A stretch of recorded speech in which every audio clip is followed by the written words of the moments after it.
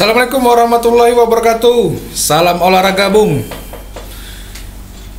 Kita kembali lagi di podcast Pak Roy dengan tema masih kita bertemakan sepak bola nasional Indonesia yang akan bertanding nanti malam, Indonesia versus Yordania. Dan kita masih kedatangan praktisi sepak bola Indonesia ataupun pengamat sepak bola tercinta Indonesia. Salam olahraga Bung. Selamat sore Bung Royhan dan sore. Salam olahraga. Salam olahraga. Kita kedatangan Bung Bayu ya. Oke, kita coba-coba menganalisis ini pertandingan ntar malam, ntar pagi, sekitar pukul 2 ya. Kita bahas-bahas dulu ya pertandingan kemarin melawan Kuwait. Wow, luar biasa ini. Apa faktor kunci utama kemenangan Indonesia, Bung? Kalau ditanya perihal pertandingan melawan Kuwait kemarin, tim nasional Indonesia sudah mulai tim nasional Indonesia sudah mulai memahami taktikal. Jadi kalau ditanya faktor apa yang mendasari tim nasional kita itu unggul, taktik dari Sintayong. Taktik dari Sintayong yang bisa mengedepankan permainan yang berbeda. Saya memang sudah sempat mengira Bung perihal Sintayong untuk pertandingan melawan Kuwait atau terutama tim-tim yang mungkin levelnya di atas kita itu harus bagi saya, apabila saya jadi Sintayong pun saya akan merubah pola atau pakem saya untuk bermain gitu Bung. Tapi sempat tertinggal 1-0 Bung. Apakah memang kesalahan teknis 1-0 itu atau memang Kuwait yang memang luar biasa permainannya? Kuwait juga tidak terlalu baik. Tuan rumah ya? Tuan rumah Kuwait dalam pertandingan tersebut tidak bermain cukup baik. Terlepas dari gol pertama dari Kuwait yang membuat mereka leading itu didasarkan karena beberapa kesalahan teknis pada saat zona dari kita itu ditekan di saat Pratama Arhan yang mengcover pemain Kuwait itu terlepas, dan saat ada bola cut in masuk ke area pertahanan kita, pemain belakang kita Elkan Bagot sepertinya agak lupa menutup Bung. Pemain dari Kuwait ya, kaptennya Al-Muntawa atau Badr Al-Muntawa yang bisa dengan leluasa memberikan crossing. Terlepas dari gol itu, sebenarnya organisasi pemain kita, permainan kita sudah sangat baik. Tiga back ini merupakan salah satu sebenarnya yang ada di pikiran saya ketika misalnya saya itu jadi Sintayong Bung. Saya juga mungkin akan menerapkan pola 3 back dalam menghadapi tim-tim yang mungkin secara peringkat lebih dari kita. Kuwait dalam pertandingan kemarin tidak terlalu bagus sih Bung. Ada sedikit kebingungan. Mereka juga sulit membongkar karena mungkin area pertahanan tim nasional Indonesia itu sudah mulai diisolasi oleh second line kita atau lini kedua kita. Di lini tengah itu sudah bisa mengcover sehingga pemain-pemain Kuwait akan sulit masuk ke zona tim Indonesia gitu Bung. Jadi terlepas dari gol pertama, ada beberapa kesalahan teknis, terutama kalau saya cermati Elkan Bagot yang agak telat menutup kapten dari Kuwait, sehingga dengan gampangnya dia memberikan crossing Bung. Nah, kita bahas line up ketika bermain dengan Kuwait. Irianto digeser ke kanan dan berhasil. Irianto juga lah yang menjadi assist dan pencetak gol. Apakah ini suatu strategi di mana Asnawi Mangku Alam? Yang pasti itu memang bagian dari strateginya Sintayong Bung. Ketika kita agak terkaget-kaget ketika dengan formasi 3 back modern, dengan formasi 3 back ada back kanan kiri yang mengcover. Jadi saat melawan Kuwait dengan formasi 3-4-3, Sintayong memang ingin memaksimalkan potensi back sayapnya. Ya.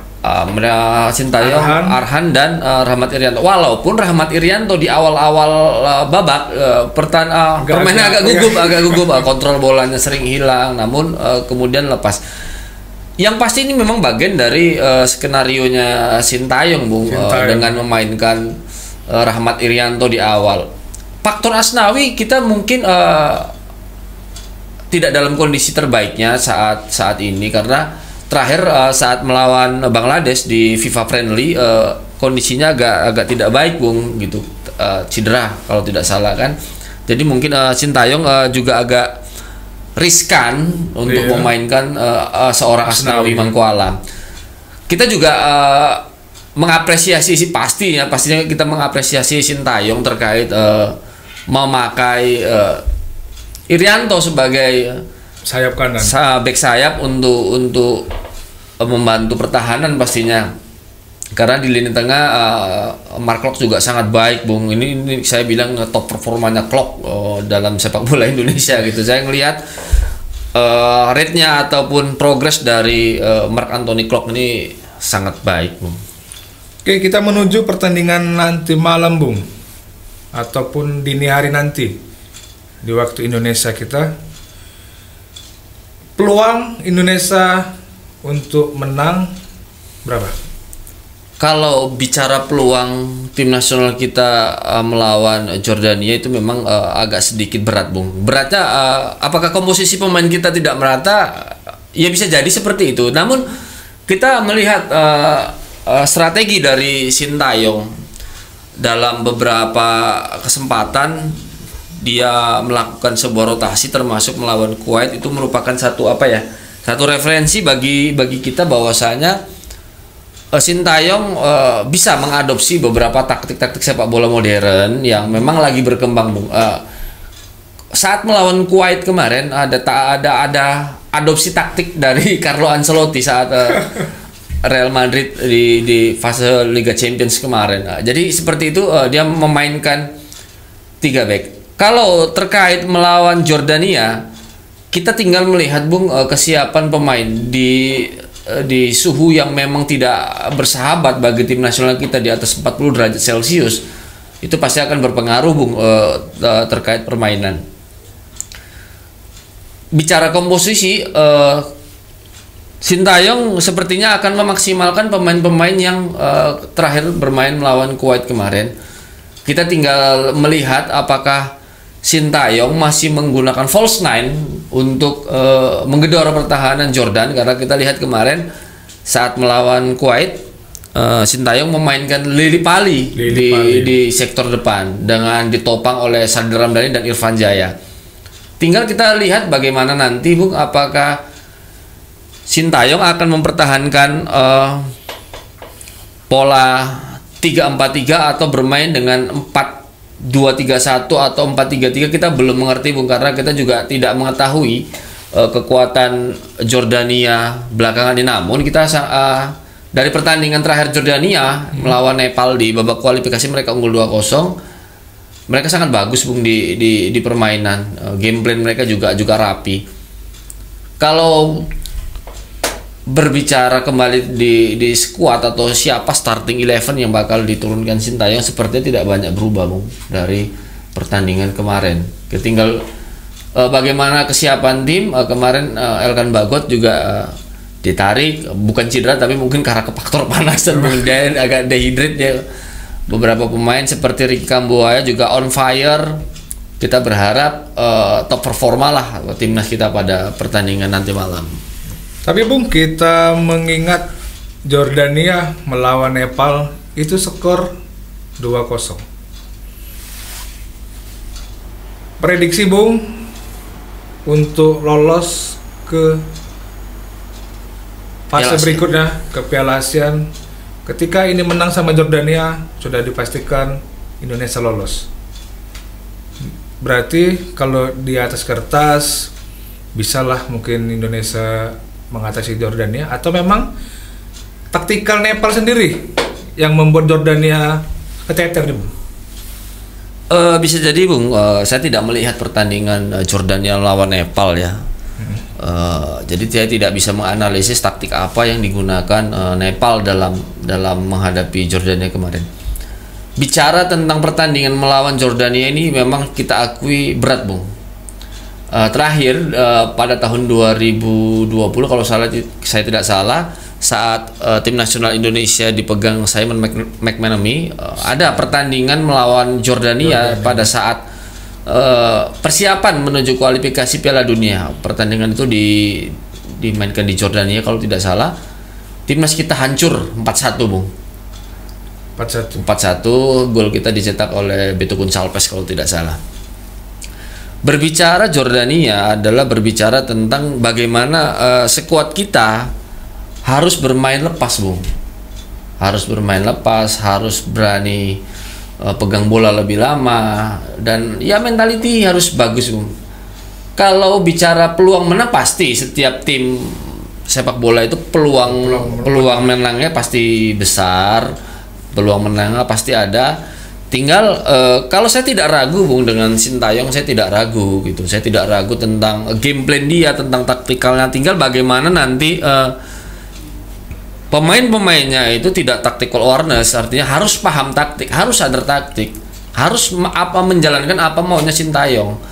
Ketika pemain tidak menjalankan apa maunya Sintayong, pasti permainan tidak akan berjalan dengan baik. Itu gitu. Pasti. Karena kan Sintayong pasti akan meramu, Bung. Pasti Sintayong juga tahu kekuatan Jordania, dan dia akan tahu bagaimana bisa mengatasi Jordania, dan kita akan melihatlah taktikal Sintayong nanti malam atau besok pagi, siapa-siapa saja yang dipasang untuk menghadapi Jordania. Karena Jordania tim bagus, Bung. Hampir 50% pemainnya itu mentas di luar negeri, Bung. Ada 2 pemain yang bermain di Liga Malaysia, ada 1 pemain yang bermain di Liga Belgia, di Thailand, dan di Asia, Bung, di tim-tim Arab Saudi. Artinya 50% pemainnya airport. Ya, memang di Indonesia ada beberapa pemain kita yang airport seperti Elkan Bagot, Asnawi, Pratama, Arhan, Egy Maulana yang tidak dibawa, Witan. Nah, itu merupakan satu keuntungan. Tinggal nanti kita akan melihat, Bung, skemanya Sintayong dalam menghadapi Jordania yang ya pastilah secara permainan Jordania itu bagus, Bung. Di atas kertas. Tidak, Bung, kalau di atas kertas tidak. Artinya kita punya kans besar. Dari pertandingan pertama melawan Kuwait itu merupakan modal, Bung. Memang rasionalnya kalau beberapa komentar itu kita berusaha main seri lah, main safe gitu kan ya, tapi tetap peluang kita menang itu tinggi, Bung. Peluang menang kita tinggi. Tinggal lagi pemain-pemain kita ini harus bisa menjalankan skema atau apa yang dimaui oleh Sintayong, Bung. Witan Sulaiman, ketika duet mautnya tidak dimainkan, ataukah apakah bisa dia berbuat banyak di kualifikasi Piala Asia ini, Bung? Kalau berbicara tentang person seperti Witan Sulaiman, Sadil Ramdan, Irfan Jaya, dan beberapa pemain-pemain di timnas itu tinggal bagaimana chemistry, Bung. Chemistry yang kita tahu. Bahkan kemarin saat melawan Kuwait Witan punya peluang. Punya peluang, kalau saya tidak salah umpan dari Sadil Ramdhani. Artinya apa? Antara Witan dan Sadil itu sedikit memiliki chemistry yang bagus. Alumni ya, Indra Syafri juga pernah mentas bareng di Piala Asia di bawah umur ya, di kelompok umur ya. Jadi mungkin ini jadi satu jadi satu keuntungan karena tim nasional kita itu chemistry-nya sepertinya sudah terbangun, Bung. Sepertinya sudah terbangun. Kita lihat Mark Klok dan Kambuaya juga sudah mulai bagus. Pratama Arhan juga bagus. Irianto dan Lili Pali juga baik. Artinya kalau kita melihat pertandingan terakhir melawan Kuwait kemarin, timnas kita berpotensi besar, Bung. Artinya tim ini benar-benar berkembang. Tim ini benar-benar memahami tentang sepak bola modern, maunya pelatih apa, taktiknya gimana dijalankan. Nah, ini yang terpenting sebenarnya gitu. Bukan cerita tim kita itu individual gitu kan, perihal Witan, perihal Irfan Jaya, Sadil Ramdhani. Saya berpikir ketika Sintayong meramu taktikal, saya berharap ada chemistry yang timbul di para pemain timnas Indonesia. Yang Bung tahu pemain yang paling bahaya di Jordania? Ada Musa Altamiri Bung yang bermain di, kalau tidak salah di Selangor ya, di Selangor Malaysia. Ada juga Hamzah Al-Darhar. Itu merupakan pemain-pemain yang perlu diwaspadai lah di tubuh Jordania. Tinggal bagaimana taktikal dari timnas kita nanti mengcover lah apa-apa yang menjadi atau pemain-pemain yang dianggap berbahaya dari sisi lawan gitu Bung. Prediksi Bung, skor 1-0 karena 1-0 untuk Indonesia Bung, karena saya karena jujur Bung, saat lawan Bangladesh kemarin, saya agak pesimis sih dengan tim nasional kita. Namun 1 jam sebelum pertandingan saya sudah hilang pesimisnya ketika saya baca line up Bung. Ketika waktu melawan Kuwait kemarin, 1 jam sebelum pertandingan, optimis saya kembali tumbuh. Line up yang diturunkan Sintayong ini sesuai ekspektasi saya Bung gitu. Saya memang berpikir harus Sintayong ini memainkan 3 back. 3 back. Agar 3-4-3 itu ya. Iya, 3-4-3 agar permainan itu lebih rapi Bung. Lebih rapinya apa? Kita punya 3 back yang pasti di cover oleh pemain gelandang. Karena kita pemain tengahnya itu ada bek kanan, bek kiri murni seperti Pratama Arhan dan Irianto yang kita anggap murni lah kita bilang kan, sehingga pola itu bisa mengcover Bung sisi dari permainan belakang kita, lini belakang. Artinya dengan trio Fahrudin, Ridho dan Bagot di lini belakang, kita tidak perlu khawatir. Di sektor kiri masih ada Pratama Arhan Bung untuk lini kedua yang bisa mengcover serangan lawan. Hingga kita berpikir ketika nanti serangan lawan, Mark Klok itu bisa menjadi penyapu. Dan itu memang sesuai sih dengan ekspektasi saya. Ketika nanti malam melawan Jordania taktik ini dijalankan, jika saya juga kembali yakin Bung, artinya bermain dengan 3 back, bermain dengan 4 pemain tengah, dan bermain dengan 3 pemain depan, ini merupakan salah satu taktikal yang memang sebetulnya ampuh Bung. Terbukti kita kemarin melawan Kuwait, taktik ini benar-benar ampuh. Ketimbang saat bermain kemarin 4-2-3-1 sepertinya agak jauh Bung. Aliran bola itu agak terlalu sulit gitu kan untuk diapakan. Pemain kita masih agak sulit mendistribusikan bola. Namun kita lihat di pertandingan melawan Kuwait, distribusi bola kita bagus, artinya ball retentionnya juga lumayan baik, kemudian posisinya juga kita tidak terlalu tertinggal jauh dari Kuwait. Kemudian kalau tidak salah malah pas shot on target kita lebih baik dari Kuwait. Kemudian kita juga menguasai seperti tendangan penjuru dan beberapa kesempatan lain di pertandingan tersebut. Nah, kalau perihal berapa skor, ya memang agak riskan membicarakan ini. Cuman sebagai orang Indonesia yang saya itu cinta tanah air saya berpikir pertandingan nanti malam itu sulit. Realistisnya bagi saya tim nasional kita bisa menang 1-0. 1-0 ya. 1-0. Pencetak? Saya berharapnya Ricky Kambuaya. Saya berpikirnya Ricky Kambuaya yang bisa cetak gol. Saya kenapa Ricky Kambuaya? Saya melihat ini pemain progresnya benar-benar. Itu pemain yang waktu AFF itu saya kritisi Bung. Saat pendaftaran pemain di AFF, saya sempat DM Nova Arianto Bung. Melihat komposisi skuad.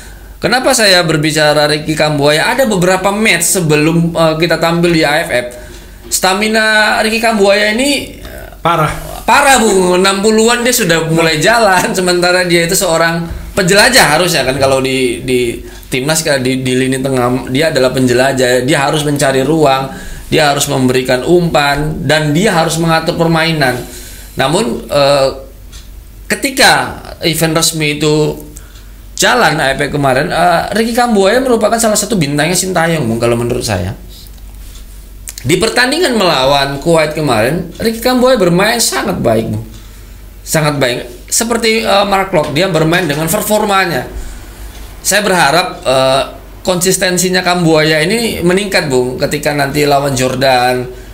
Dia tidak terlalu idealis karena kemarin ada satu peluang yang harusnya itu dia langsung cepat passing, Bung. Iya, namun gagal di kita sekitar menit 70 atau 80. Tidak, Bung, di saat injury time, injury time terakhir tinggal 1 menit menjelang, ada satu peluang emas. Kenapa nggak disorong?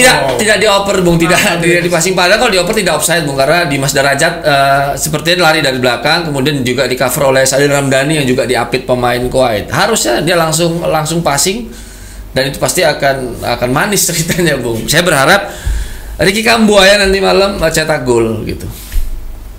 Kalau masalah berbicara untuk pencetak gol, apakah memang dari dulu Indonesia kurang produk untuk di lini depan? Lili Pali kita lihat Kuwait mati. Dimas Derajat lumayan. Apakah akan ada perombakan di lini depan, Bung? Untuk kualifikasi Piala Asia, Sintayong membawa 2 striker murni, Bung, ya, Dimas Derajat dan Muhammad Rafli.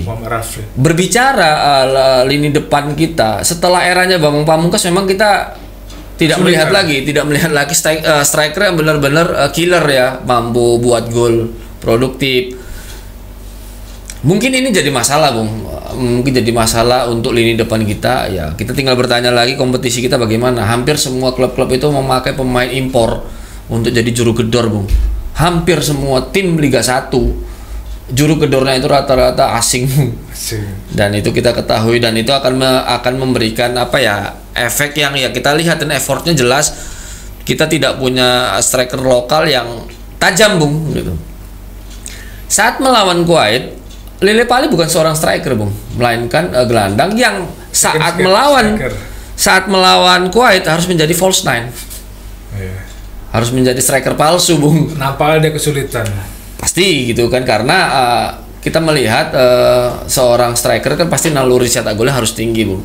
Nah, ketika dimainkan Rafli juga sebenarnya bagus gitu. Cuman mungkin ada beberapa pergerakan dia yang agak terkunci, sehingga akhirnya di beberapa menit kemudian dia ditarik dan digantikan oleh Dimas Derajat. Hampir sama, Bung, kejadiannya ketika striker kita ketika punya peluang itu nggak bisa memanfaatkan, Bung. Jadi pada saat contoh misalnya Dimas Derajat punya satu peluang emas, Bung, sangat emas, Bung. Pada saat terakhir waktu Ricky Kambuaya gagal rebound, akan ada peluangnya Dimas Derajat tapi tidak bisa dikonversi gitu, tidak bisa gol dan malah jauh, Bung. Jadi di situ kita akan melihat kualitas striker kita, nalurinya itu masih rendah, Bung, kalau saya amati gitu kan. Tinggal bagaimana nanti Sintayong mencari formula, apakah pada pertandingan melawan Jordan memakai false nine atau murni. Kita tinggal menunggu Rafli atau Dimas Derajat, Bung, yang akan dipasang, Bung. Ada nama Ilyas Paso yang pencetak gol di Liga 1. Kenapa nggak dibawa Sintayong? Padahal sudah naturalisasi. Apa alasan utama menurut Bung Bayu? Kalau berbicara Ilyas Pasojevic, itu kita ketahui ini striker berkelas, Bung, untuk ukuran Liga 1. Dia juga kemarin top skor kalau tidak salah. Ini kembali lagi ke tesnya Sintayong, Bung, tentang rasa, Bung.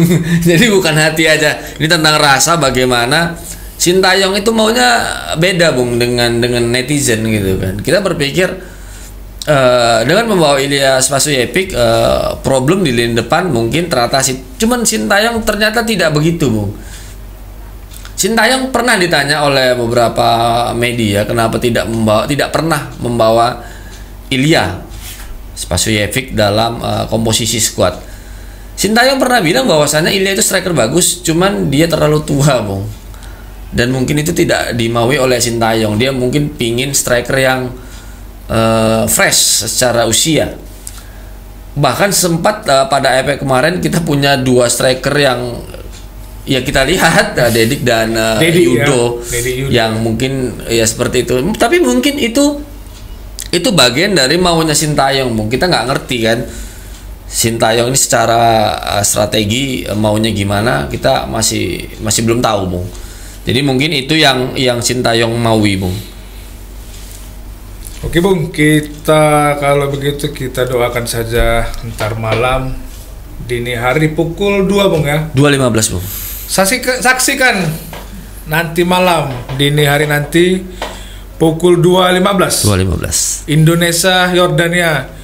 Kita doakan seluruh pecinta sepak bola nasional Indonesia, semoga Indonesia diberi kemenangan. Satu pertanyaan terakhir. Siap. Luis Milla atau Sintayong? Ini pertanyaan yang saya jawabnya sulit. Ibu atau istri saya nih, Bung. Milihnya. Luis Milla pelatih berkelas, Sintayong pelatih berkelas. Saya nggak bisa milih, Bung. Jadi saya milih Sin Milla. Bima Sakti. Sin Milla, Bung. Sintayong Milla. Karena mereka punya apa sendiri. Artinya kalau saya disuruh milih antara Sintayong dan Luis Milla, ya ibaratkan saya juga disuruh milih ibu atau istri saya, Bung. Jadi saya lebih memilih Sin Milla. Artinya Sintayong dan Luis Milla, Bung. Oke Bung, terima kasih Bung sudah hadir di podcast kita, Bung. Selamat. Siap. Nanti kita bisa menyaksikan langsung. Dan kalau bisa nonton di rumah saya, Bung. Saya siapkan. Ya, langsung ya. Serius. Malam ini di rumah saya. Nobar kita. Lumpang lah. Oke ya. Bareng kita ini. Jangan lupa bosku, apapun itu keputusan Sintayong, kita percayakan dengan coach kita Sintayong. Semoga nanti malam Indonesia diberi kemenangan.